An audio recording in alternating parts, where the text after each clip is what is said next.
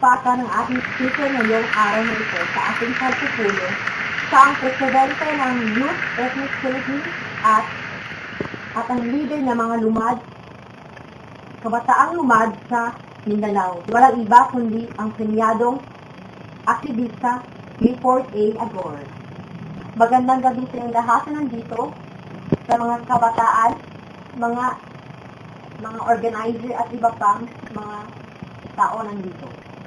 Salamat sa pagdalo at isang karangalan sa akin na ipahayag ang aking opinion na pananaw sa harap ng mga tao nandito.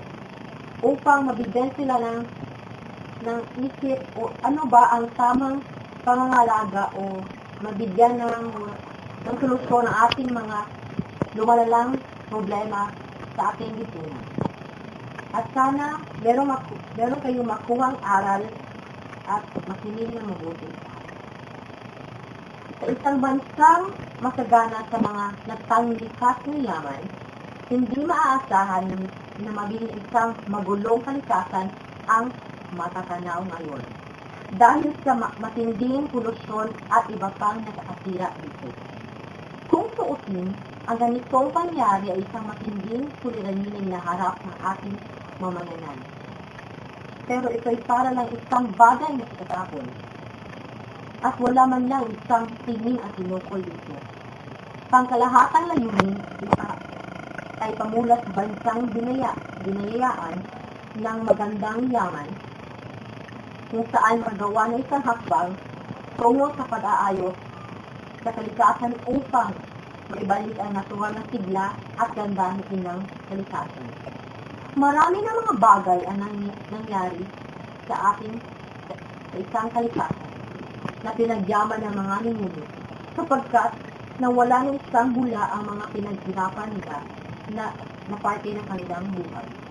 Ang matinding kawalan ng disiplina at pagmamahal at isa sa mga pangunahing dahilan kung kaya't napabayaan ang kalikasan.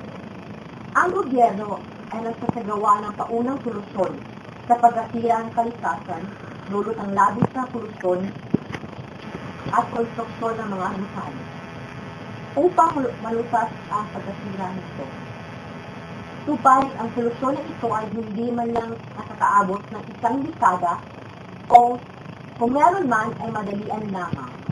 Ang ilan sa mga kamundukan ng ating bansa ay ginagawang pribadong lugar kung saan sinatayuan ng mga malaking minahan at mga gusali.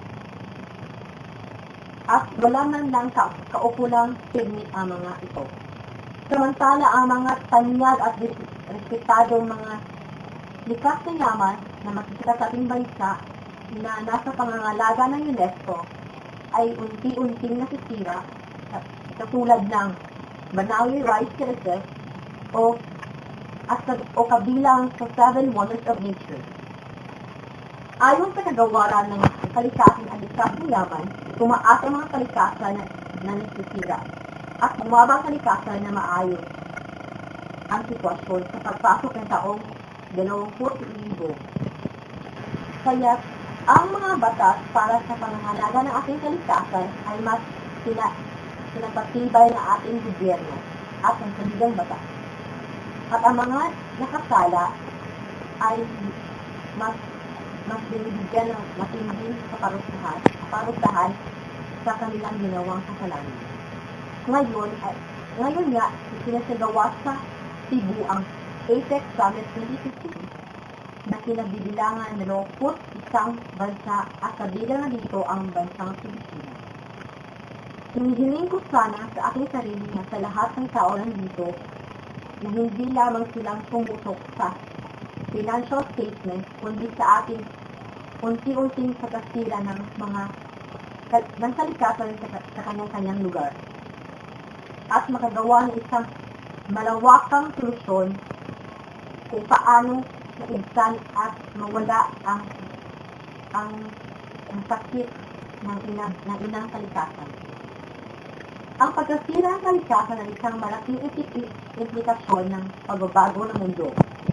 Isa lang alang natin ang kagandahan ng kalikasan at ang pagbibigay nito ng ating buong may kapal na bukal sa ating loob. Meron ng kasabihan, nasa huli ang pagsisisi. Kaya't maaga pa gawin na natin ang ating responsibilidad bilang tagapangalaga ng inang kalikasan upang mapanatili at maibalik ang tunay nitong original na ganda para hindi lang sa atin kundi sa lahat ng bagay na bubuhay sa mundo ito. Para din makita pa ang mga nasaling yaman ng publi sa likod ng kalikasan. Sana manatiling gawin ang magagandang bagay para sa kalikasan, ining kalikasan ikabuti na hindi lang ngayon, kundi magpakailanman. At yun lang, salamat sa iyong pakikinig at sana meron kayong napulot ng magandang araw.